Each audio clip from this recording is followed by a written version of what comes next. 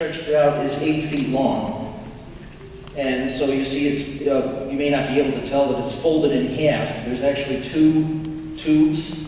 There's a very narrow tube and a wider tube, and there's this bottom part has two tubes together. And how do you do that in the Baroque period when you don't have power tools and you're making it out of maple? Well, you depend on termites. And termites go down through the ground and they eat from the inside of the tree. And if they hollow out a tree, then it looks like this.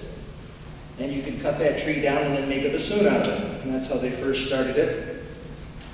You might ask, these days, how much does one of these cost? And mine is $20,000. And this part alone is $500. This little reed, which is made from a plant, is $20. Now, the reed is the most important part of the instrument. You have to make it by hand.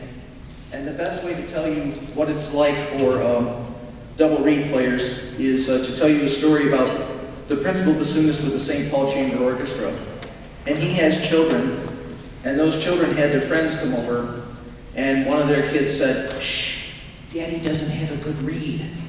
And that's what it's like to be a double reed player. If you've seen the movie Fantasia, there's a scene where Mickey Mouse is trying to make work easier by casting a spell on some mops and some pails, and things get out of hand. And that part of the animation is actually based on a piece of music by Paul Dukas called The Sorcerer's Apprentice, and it has a prominent bassoon solo in it.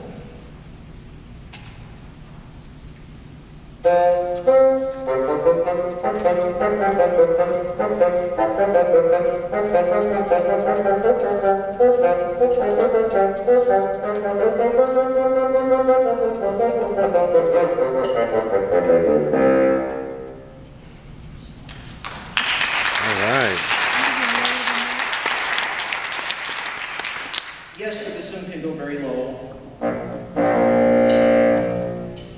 But one of the interesting things about it is you'll notice that where the reed is narrower from where the end of the instrument is, so that allows it to be very flexible, and it can also play quite high for the way the instrument is built.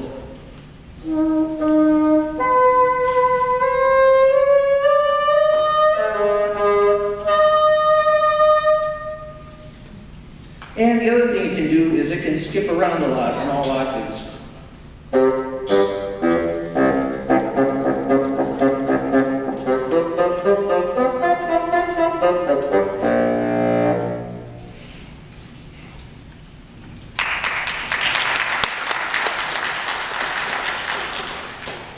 And my last excerpt for you is from Peter and the Wolf, the famous piece where a different cast member in the fable is played by a different instrument.